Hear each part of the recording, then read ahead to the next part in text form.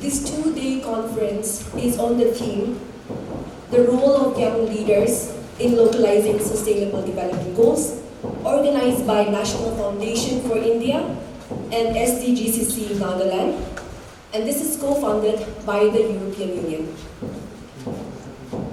This is truly a multi-stakeholder initiative, and it embodies the essence of the Sustainable Development Goals, particularly the SDG 17, which calls for global partnership to see the international agencies, the local government, non-profit, civil society, and most importantly, young people come together is necessary to take development forward. I truly believe that sustainability, to see economic growth and development in Nagaland, to see social protection for all individuals in the state, that is education, health, financial security for all. Protecting our biodiversity requires such kind of collaborative effort. And for this event, we are extremely privileged to have 95 young leaders identified from across Nagaland. So we have 95 young leaders who have applied and were selected through a rigorous application process and interview. The goal was to take 80 individuals, but the applications were just enormous and incredible. The organizers decided to accommodate more.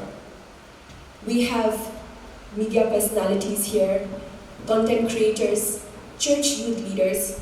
We have political activists and student union leaders. We have aspiring civil service aspirants and aspiring individuals to get into academics.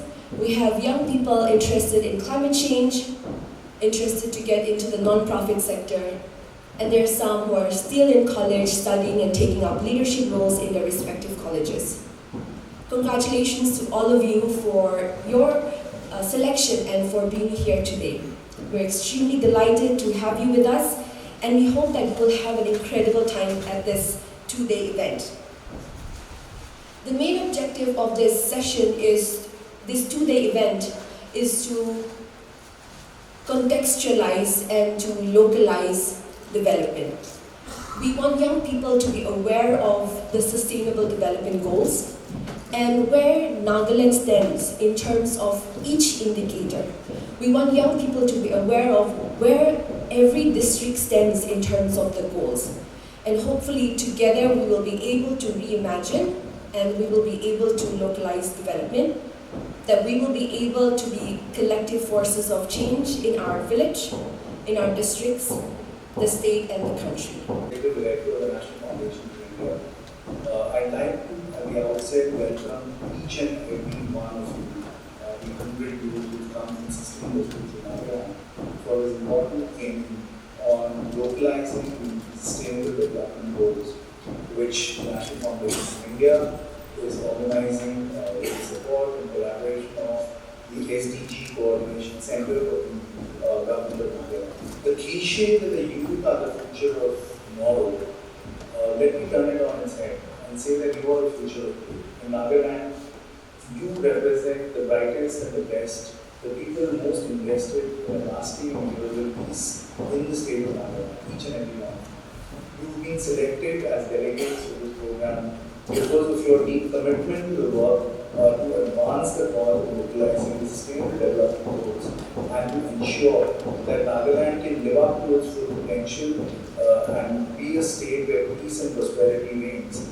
And everyone has access to a life of equal dignity with healthcare, education, livelihoods, women's rights, a state free of violence and conflict, where peace is not just the absence of conflict, but much more than that.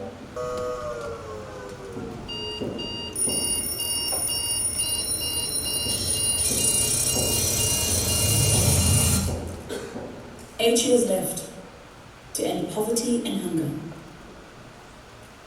to halve global emissions. It didn't start out as planned. We're not moving in the right direction. Years of progress lost in the pandemic.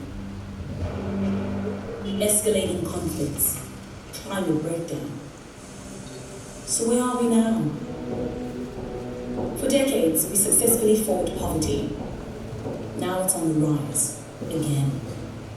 1 out of 10 suffer from hunger, more people than ever forced out of their homes.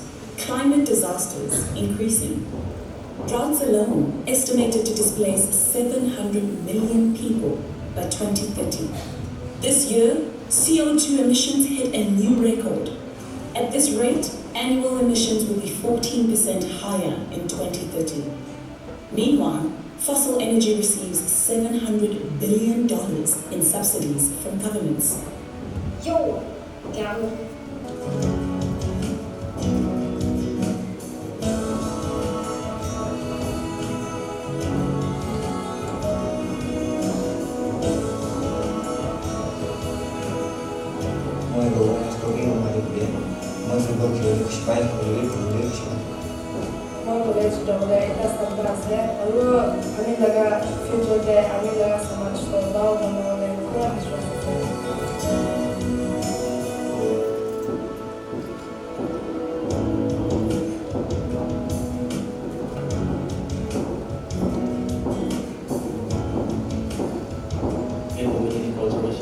But of course, the around Markange, Mubani, sustainable are for a future for our nation.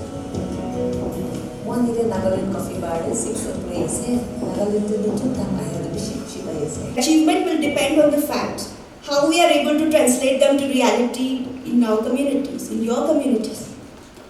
To accelerate the implementation of SDG, the state has established a dedicated center, the SDG Coordination Center, under the Planning and Transformation Department in October 2019 with technical support from the United Nations Development Programme. This center is established with a mandate to act as a center for SDG knowledge dissemination, monitoring, policy strengthening, and as an accelerator for SDG implementation across the state. Since then, the state has been actively pursuing and has taken various initiatives for the implementation, streamlining, and strengthening of SDGs. So SDGCC has been working closely with all the implementing line departments, district administration, and communities within the state, focusing on capacity building and aligning the SDGs to the priorities of the state. So 2 of my team members from SDGCC are here, and they would, in the upcoming technical session, after this plenary session, would share some of the salient aspects of SDGs with Nagaland, where you will be able to deep dive into some of the things that which I am going to speak about right now. However, I would like to touch upon some key aspects of SDG implementation in the state as an overview or as an introduction of sorts. So, as an institutional mechanism, we have a high-level steering committee headed by the Chief Secretary of Nagaland for guidance, monitoring, policy review, and course corrections of SDG implementation. And as a means of mainstreaming SDGs into the policy framework of the state, there are also departmental SDG cells in all relevant departments with SDG nodal officers for more effective coordination and implementation. And at the district level, there are district SDG cells that are constituted under the district administrators, it is deputy commissioners, for the effective implementation of SDGs in their respective districts. So as a part of our awareness and capacity building, we have carried out state and district level capacity building workshops and consultations for the implementation of SDGs, developing the SDG vision document and developing indicator frameworks for the state of Nagaland. Going forward, we also plan to carry out capacity building training in collaboration with the Rural Development Department for village level functionaries as well. And as a part of mass media outreach, we have held various radio talk show series by AIR Kohima and Hills FM Nagaland recently. So we also try to disseminate SDGs to the Green Christmas campaigns, online quiz series, traditional painting competition, and through our social media platforms, Twitter, Facebook, Instagram, and YouTube. Our state Nagaland is making consistent progress in SDG index, and the index published by Niti Aayog and the UNDP, which focuses on state level performance. The composite SDG score for Nagaland has improved from 57 in 2019 to 61 in 2020-21, and the Nagaland is ranked 19 out of 25 states and UTs in the country. I am happy to to mention that Nagaland is a front runner and has performed well in SDGs, especially like poverty, clean water sanitation, clean and affordable energy, responsible consumption and protection, climate action, peace, justice and institutions. And as per the Northeastern Region District SDG Index 21-22 published in the Ministry of Development, Niti Aayog and UNDP, the districts of Nagaland, Peg, Kohima, Dimapur, Mochen, Woka, Mon and Paran, they scored well in several goals. For example, goal number 2, 0 hunger, quality education, clean water and sanitation, gender equality. And I am also very happy to mention that Peg district ranked first across all the 103 northeastern districts in goal 2, 0 hunger. However, dear friends, there is a scope for improving the performance of some of the indicators at the district as well as the state levels. Nagaland has been actively working with the different organizations through SDGs under the planning department. We also receive support from Niti Aayog and the UNDP as well as the implementing land departments in the state. Nagaland has taken various initiatives to localize SDGs as Nayantara was explaining in detail. I just wanted to say that food security is also very much part of our destiny.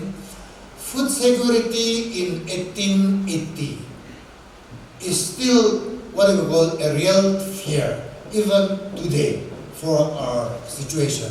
There is a road blockade in Dimapur or Karbi Anglong, or there is what we call a bridge has been broken down, or maybe between Kohima and Dimapur, suddenly the road has been cut off because of landslide. Suddenly you will see that people are hoarding for food. So what I want to tell you is, 100 years later, our food security, the fear for food security is still a real threat. So today I leave it to the challenges of our young leaders. You must understand that you are young leaders. You must be responsible. You are the right holders for our coming out with this thing. Couple of years back, we saw the great wars, First World War, Second World War. Wars. How many soldiers you have? How many heads you can kill? How many people you can kill? That is what is important for the establishment of the state or for building state competencies. Today, if you look at what we call politics, politics have not only slightly but majorly shifted. We recently saw the COVID experiences in what is called biopolitics, or political power from biology. Biology and power. We see that biopower or biopolitics is redesigning our biological lives. It is reordering our social and geographical spaces through new legacies of subjugation of the body and the control of populations. Today we have, as in ancient Roman times, when Jesus was born, the parents were on their way for what? Census. Census, natality, mortality, birth control, to just give some examples. It takes what Michel Foucault says, control of life and the biological processes of man as species, and ensuring that they are not only disciplined but also regularized. So I said the great world wars, we say that people kill each other. How much you can kill, it shows how much the state is competent. Today what we see that is biological life, or the care of the self, or the state caring for you, for the individual, for its citizens and netizens. That has become the center of all political and power strategies. Clearly our sense of security and safety is not based on how much we can destroy, but on how much we can care. So the care of the world has taken a new order. And why are all this happening? I want to quote one famous economist, Denis Rodrigue. He proposes, and I must say that leaders are all politicians. I always encourage that everybody should join politics, should be part of politics. You see, you need not be with a particular party or necessarily join politics like me, but you are driven with a certain politics, and that politics is leadership. Denis Rodrigue says that ideas shapes interest. Ideas shape interest through three ways. First, ideas determine how political elite define themselves and the objectives they pursue, and how they choose to act. It could be because of money, it could be because of honor, status, or longevity, wanting to be in power for a long time, or simply to have a place in history.